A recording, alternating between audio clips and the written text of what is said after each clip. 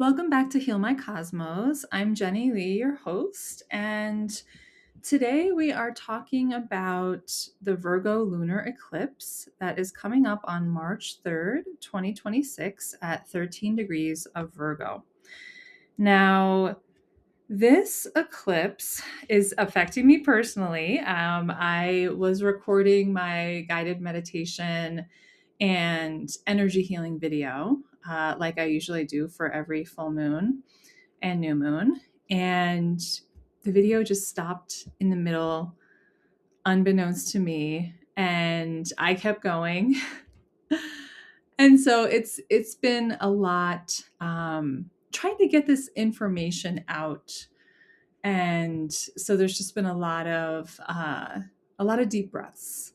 And I know that it's not just the eclipse energy, but it's the Mercury retrograde energy that I talked to you about last episode, and we'll be touching on as we talk and discuss this eclipse in Virgo. So let's dive in to that information. So eclipses change us forever. That sounds like a lot, and it's true. Solar eclipses bring something new into our lives, and those happen coinciding with the new moon, while lunar eclipses take something away that is, for whatever reason, no longer in alignment with our journey forward. Lunar eclipses coincide with full moons. So every lunar eclipse is a full moon, but not every full moon is a lunar eclipse. A lunar eclipse is created when the Earth passes directly between the sun and the full moon, casting its shadow across the lunar surface. This alignment causes the moon to darken, often appearing almost reddish, called a blood moon, because Earth's atmosphere filters sunlight. This particular lunar eclipse is in the mutable Earth sign of Virgo. Virgo connects us with our physical bodies, the systems of our bodies, the systems in our lives, how we are called to be of service to others, our daily devotional energy.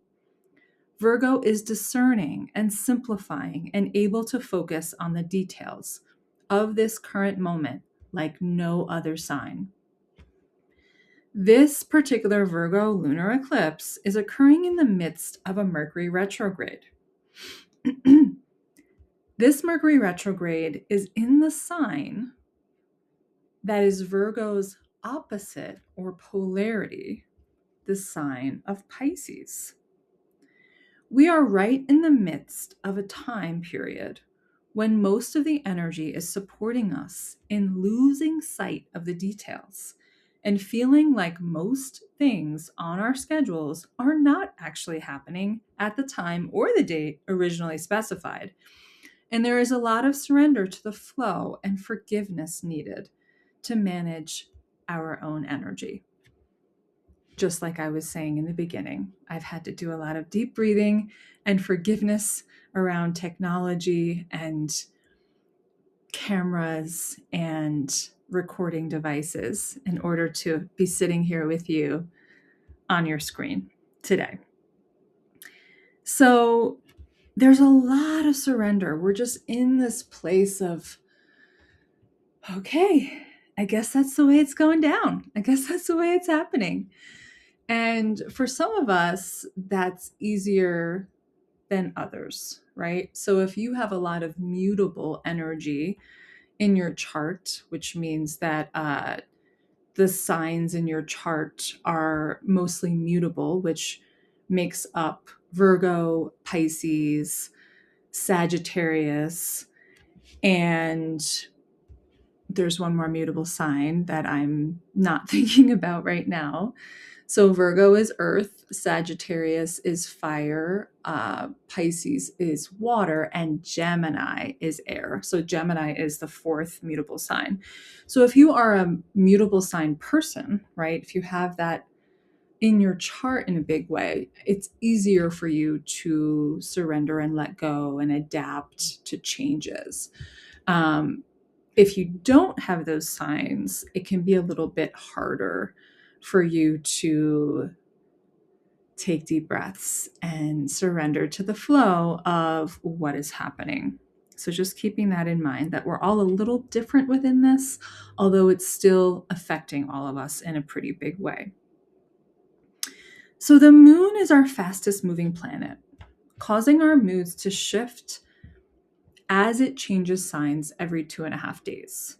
The moon rules our emotional response to life as it holds the records of the past. As the moon becomes full and the earth casts its shadow across it, creating the lunar eclipse in that sign of Virgo, it's a major checking in moment for us, inviting us to feel our feet on the ground in this present moment and discern what is necessary and what is excess, right? What is necessary? What is excess? What choice will ground me and what choice will bring chaos? It's a call to do an interview with the body and truly listen to what is out of balance between our mind, body, spirit connection. The stellium or cluster of Pisces planets during the eclipse can make us feel like our life is flipped upside down, and the Virgo eclipse comes in and turns it right side up for a moment so that we can see clearly what to do next, to invite some stability and direct next steps into what has felt like a fatiguing journey across many oceans. Deep breath. The lunar eclipse in Virgo is conjunct or working directly with the South Node in Virgo. The South Node represents the collective clearing out of the patterns that are no longer serving us in this lifetime, right? The South Node is always directly opposing the North Node, just as the full moon lunar eclipse is always directly opposing the Sun. So that means that the Sun and the North Node are working together in Pisces to bring attention to the dreams that are calling us forward through revealing what is standing in the way of those dreams being more reachable. The Sun in the water sign of Pisces is in a supportive trine aspect with the planet Jupiter in the sign of Cancer, the water sign of Cancer. Jupiter is a very supportive planet in general, known as the great benefic, right? It's a benefiting planet that brings luck and expansion and higher consciousness. Jupiter in Cancer, supporting the Sun in Pisces during the lunar eclipse, shows up as a warm hug of gentle, compassionate energy for us to lean into if we find ourselves feeling critical or harsh with ourselves or others during the Virgo eclipse. This is good. Virgo can be very overly critical, and this energy invites us to soften into unconditional love. The full moon eclipse in Virgo is also in a sextile or opportunity aspect with that Jupiter in Cancer, which backs up this notion of not allowing ourselves to get lost in negative self-talk or judgment of others in any extreme way.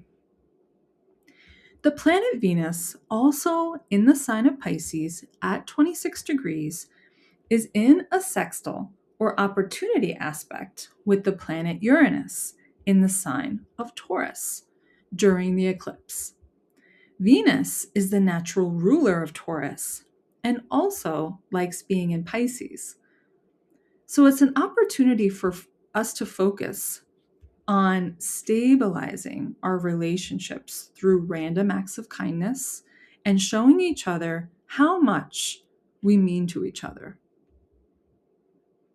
Saturn and Neptune are still in somewhat of a conjunction after their exact conjunction at 0 degrees of Aries on February 20th. They are working together to bring each of us alive and awake to what we are uniquely here on this planet at this time to do. All of the Pisces planets are ensuring that we continue to usher out any residue of old patterns that would block our ability to fully harness that Aries motivation to move forward. The planet that rules Aries, Mars, is still in somewhat of a square or point of tension with the planet Uranus after their direct square on February 27th. Mars is known as the little brother to Uranus, as both planets are movement oriented, with Uranus being motivated to move by divine insight, while Mars is motivated to move by primal instincts. These two planets, in a point of tension with each other, can show up in our world as volatility and perhaps fights that cause lasting effects. Those lasting effects can mean there is a breakdown to breakthrough moment that happens, or a breakdown that is unrepairable. We must be conscious about how we work with these energies within us and in our own lives during the lead up and the come down of the eclipse. Our boundary and rule governing planet, Saturn, in the fire sign of Aries, is in a sextile or opportunity aspect with the planet of transformational change, Pluto, in Aquarius, an air sign. These two planets are presenting to us an opportunity to truly see and plan for a way forward across the bridge from present to future. We would be wise to be honest with ourselves about anything that we are carrying within our subconscious minds that is heavy or burdensome, so that we can seek out the healing that we really need. Our progressive and truth-seeking planet Uranus in the Earth sign of Taurus is also in a sextile, or an opportunity aspect, with our illusion-dissolving, higher self-connecting planet of Neptune in the fire sign of Aries. These two outer planets are communicating about how to bring the future into the tangible steps that we are taking now in our everyday lives. How do we create stability in such a destabilizing world? How can we simplify and use our energy to be here and now, while also being aware of what needs to be done at a steady pace? These are the questions that we're pondering during this Virgo lunar eclipse, full moon. And I hope that you take the time at some point this weekend or during the eclipse, even days after the eclipse. Eclipses, the effects of the eclipse typically roll out over many months. And so there's plenty of time to ask yourself questions. There's plenty of time to process all of this. And there's definitely time for you to take advantage of my guided meditation and energy release video that is available for you under a paid subscription here on Substack. For $8 a month, you get 2 monthly guided meditations and energy healing release videos for the new and the full moon. These videos I consider to be the self-care of the future. We need support navigating these energies that we've never experienced in this lifetime. 2026 is holding so much energy of change, more than we've ever experienced. And so it's so important to take care of ourselves physically, mentally, emotionally, spiritually. And I would love for you to do it with me, but mostly I would love for you to do it, period, to figure out what is your form of taking care of yourself in these new, unknown times. So with that said, I thank you for being here. And if you know anyone that could benefit from the content of this video, please do share it with them. You can also listen to this video on Spotify as well as Apple Podcasts. So be well and be gentle and be forgiving surrender to the flow, and take care of your body in some kind of new way. Okay, I love you all. Thanks for being here.